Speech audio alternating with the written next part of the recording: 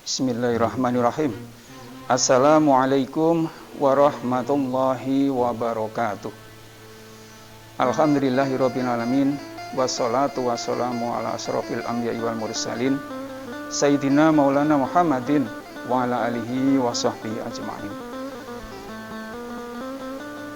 Pertama dan paling utama, marilah kita panjatkan puji syukur kehadirat Allah Subhanahu wa taala yang mana sudah cukup banyak memberikan segala bentuk kenikmatan, rahmat dan hidayahnya, sehingga kepada kita semuanya, para pemirsa, ikhwan dan akhwat semuanya diberi dalam keadaan sehat, tidak kurang suatu apa, dan juga tetap dalam keadaan iman, Islam, serta ketakwaan, dan insya Allah hal itu tetap terjaga sampai di akhir zaman nanti. Amin ya rabbal alamin. Tak lupa salawat dan salam kita sampaikan kepada junjungan Nabi besar kita Muhammad Sallallahu Alaihi Wasallam, terlimpahkan pada para keluarga, istri, putra-putrinya, para sahabatnya, dan juga segenap umatnya, hingga sampai akhir zaman nanti pula. Amin ya rabbal alamin.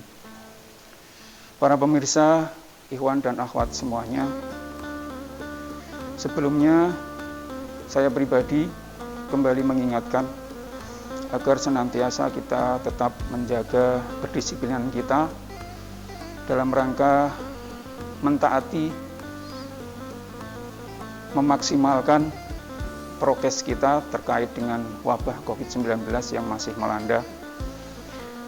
Mari kita niati dengan disiplin dan lebih ketat lagi, dengan harapan insya Allah diri pribadi kita maupun juga orang yang ada di sekitar kita tetap terjaga kesehatannya. Kita senantiasa tetap menggunakan masker, mencuci tangan dengan sempurna, menjaga jarak. Kemudian kita tidak perlu mengadakan suatu kerumunan yang bersifat massal, maupun juga jika memang tidak perlu sekali ataupun penting sekali ataupun sangat urgent untuk tidak perlu keluar rumah. Dengan harapan juga hal seperti itu akan ikut serta melindungi diri kita, keluarga kita, dan juga orang-orang yang ada di sekitar kita. Untuk selanjutnya, sebelum kita berbicara panjang lebar, mohon izin saya pribadi untuk bisa membuka sejenak masker yang saya pergunakan. Para pemirsa, ikhwan dan akhwat semuanya, pada majelis taklim kita hari ini, yakni yang bernama Khasanah Islam, yang insya Allah ini merupakan bagian dari salah satu kegiatan kita dari SD Muhammadiyah Kleco Terpadu. Mudah-mudahan nanti ke depannya ini juga menjadi sebuah tempat untuk kajian Islam secara kontinu ataupun secara rutin.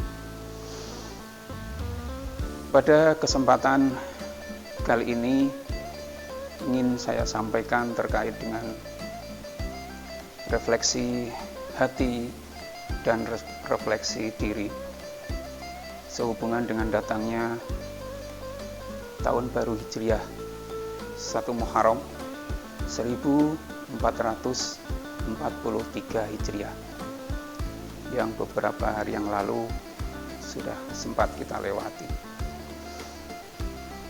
Para pemirsa, ikhwan dan akhwat semuanya, kalau di bulan suci Ramadan kita sering dihimbau, sering dianjurkan, sering diingatkan kepada kita semua umat Islam untuk senantiasa menjalankan yang namanya introspeksi diri terkait dengan pelaksanaan ibadah suci Ramadan. Maka di tahun baru Hijriah ini level itu kita tingkatkan, di mana memasuki yang namanya menata pribadi atau menata diri. Istilah menata di sini mungkin secara gampangnya kita umpamakan ketika kita menata, mendesain ruangan ataupun tempat, di mana tempat atau desain yang kita tata itu agar bisa lebih serasi, tepat, bagus, sehingga orang yang melihat maupun yang menikmati itu nyaman. Sebagaimana kalau kita menata buku di ruang perpustakaan, maka disesuaikan dengan katalogisasinya, sehingga orang mencari buku yang diminta itu cepat, mudah, dan gampang. Nah, demikian pula kaitannya dengan menata diri atau menata pribadi. Namun pada kenyataannya, yang kita tata ini bukan suatu barang, bukan sesuatu benda yang bisa kita sentuh, terus kemudian bisa kita tata sedemikian rupa, begitu mudahnya. Karena ternyata yang kita tata atau kita letakkan di sini itu terkait dengan beberapa hal yang ada di dalam pribadi diri kita. Di antaranya adalah panca indera kita, termasuk di dalamnya adalah hati dan pikiran kita. Itu sesuatu yang tidak kelihatan, sesuatu yang tidak nampak, namun beserta kita sepanjang hidup kita. Maka disinilah beratnya ketika kita memasuki level berikutnya ini, di mana setelah introspeksi diri, kita terus kemudian memasuki yang namanya menata pribadi. Salah satu di antaranya adalah ketika kita menata hati, di mana hati kita itu perlu adanya semacam refleksi, di mana dalam refleksi itu kita nanti akan bisa menemukan kembali jati diri kita, bahkan mungkin juga karakter kita yang mungkin selama ini atau pada saat ini ada hal-hal yang memang perlu kita tata kembali, kita refresh kembali, kita refresh ulang kembali. Ketika orang melakukan suatu kesombongan terhadap orang lain, itu tampak, bisa kelihatan, nyata. Bahkan secara frontal pun kita bisa langsung menyatakan atau menjustis, oh dia melakukan kesombongan, kelihatan. Tapi yang paling berat itu adalah ketika seseorang itu melakukan kesombongan pada dirinya sendiri. Itu yang paling berat.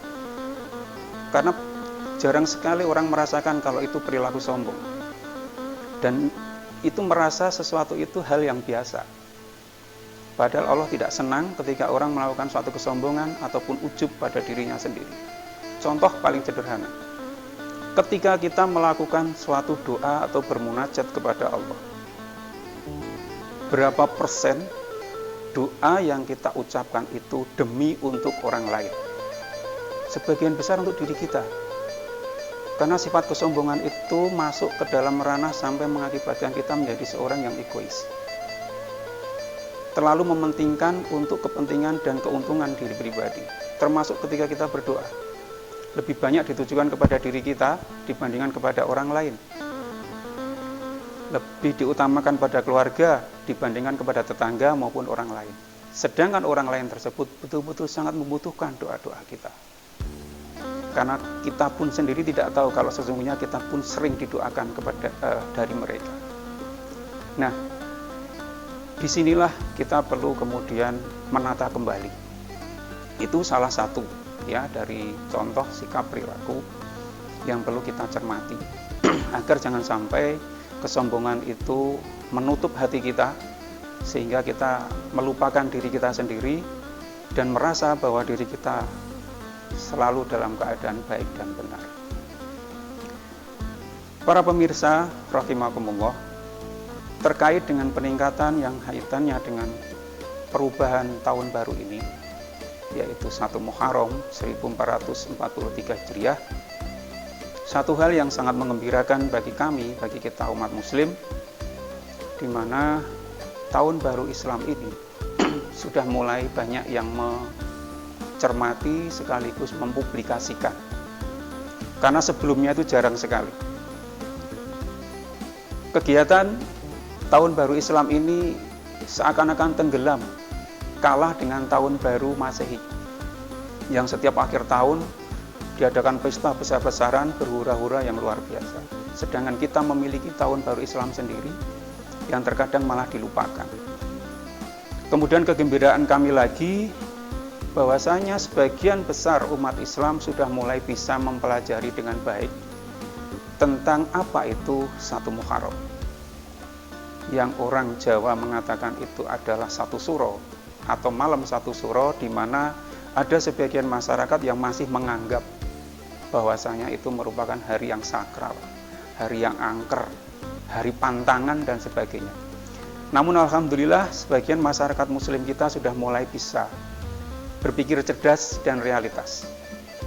Sehingga hal-hal yang bernuansa kesyirikan itu sedikit demi sedikit mulai terkikis. Meskipun masih ada beberapa yang menjalankan seperti itu. Nah, ini menjadi tugas kita juga untuk meluruskan dan membetulkan. Bicara masalah tradisi dan adat itu tak masalah. Tapi ketika kita melihat ada warga masyarakat muslim yang ikut di sana kemudian salah niat, salah tujuan, di sini yang dikhawatirkan bisa memasuki ke arena kesyirikan.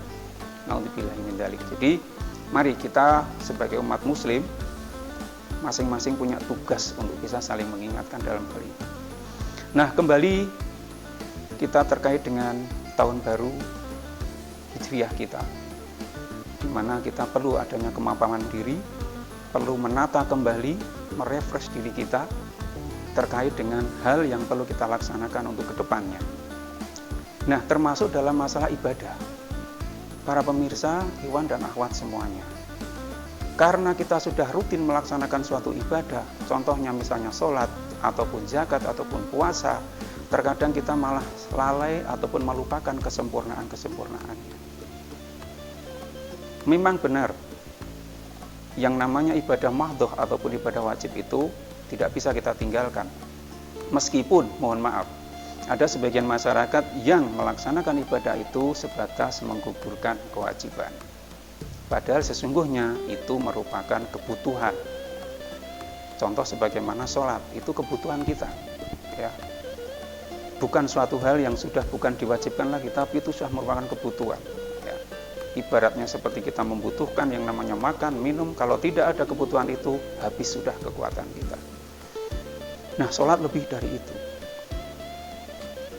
Nah, kemudian terkait dengan itu pula, maka perlu kita cermati, apakah ibadah kita yang sudah kita laksanakan yang mungkin bertahun-tahun ini betul-betul Allah ridho, atau malah justru sebaliknya, ibadah yang kita lakukan ini masih dituruti, masih diikuti dengan nada-nada kesombongan pada diri kita. Itu yang terkadang tidak kita rasakan. Sangat halus. Karena merasa ibadah kita yang paling baik, ibadah kita yang paling kusuk, bahkan bisa mengatakan orang lain itu ibadahnya kurang baik, ibadahnya kurang bagus. Kita tidak bisa menjustis seperti itu. Itu hak Allah. Ya. Nah, sehingga ada beberapa hal yang bisa menjadi barometer ketika ibadah kita insya Allah ridho dan menerima ibadah kita. Salah satu diantaranya ada 3. Yang pertama adalah kita memiliki sikap ataupun sifat ar-roja. Ar-roja itu harapan.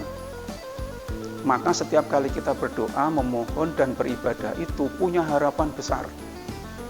Harapan kita di situ ditopang dengan prasangka baik kepada Allah.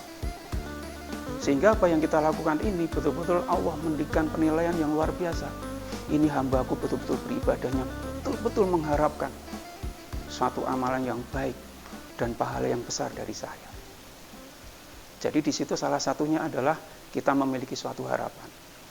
Harapan, cita-cita bahwasanya yang kita lakukan, ibadah yang kita laksanakan betul-betul diniati tekad bulat hanya kepada Allah semata, bukan yang lain. Nah, kemudian syarat yang kedua adalah seorang muslim itu memiliki sikap ataupun rasa al-hub atau cinta. Maksud di sini apa? Cinta kepada Allah. Ketika kita cinta kepada Allah, maka segala sesuatunya harus otomatis mengalahkan di situ. Hubud dunia kita tinggalkan. Cintanya kita hanya kepada Allah. Maka ketika kita melaksanakan ibadah itu, sebagaimana mungkin ibadah sholat, ataupun beramal soleh dengan penuh kebaikan, ikmali dunyaka ka'annaka ta'isu abada wa'mali akhiratika ka'annaka tamutu ghadan. Beribadalah kamu, beramalah kamu untuk akhiratmu seakan-akan kamu itu akan mati besok pagi. Namun berbuat baik, beramal untuk duniamu seakan-akan kamu akan bisa mampu hidup selamanya. Ini sebagai kiasan bahwa ketika kita sudah berbicara masalah akhirat, maka serius di sana. Yang ada hanya kita kepada Allah. Nah, ini menunjukkan rasa cintanya kita kepada Allah. Ketika sudah cinta kepada Allah, otomatis yang lainnya tidak bisa menyamai di sana. Nah, ini juga merupakan suatu ujian. Kemudian selanjutnya yaitu kita memiliki sikap al-khauf, takut. Takut kepada siapa? Takut kepada Allah. Dengan rasa takut itulah maka kita akan semakin berhati-hati dalam beribadah. Semakin berhati-hati dalam melaksanakan kegiatan maupun niat dan perilaku. Sehingga apa yang kita laksanakan itu betul-betul membuahkan hasil sebagaimana yang kita harapkan, yaitu diridhoi dan diterima oleh Allah Subhanahu wa taala. Para pemirsa, ikhwan dan akhwat semuanya, terakhir kami sampaikan untuk menjelang sekaligus memperingati pergantian tahun 1 Muharram 1443 Hijriah ini, marilah kita tingkatkan kembali kualitas iman Islam kita, sehingga nantinya kita menjadi seorang insan yang beriman, yang bertauhid yang benar, dan berakidah yang kuat. Demikian yang bisa kami sampaikan kepada para pemirsa, ikhwan dan akhwat semuanya. Lebih dan kurangnya mohon maaf. Dan akhir kata, Assalamualaikum warahmatullahi wabarakatuh.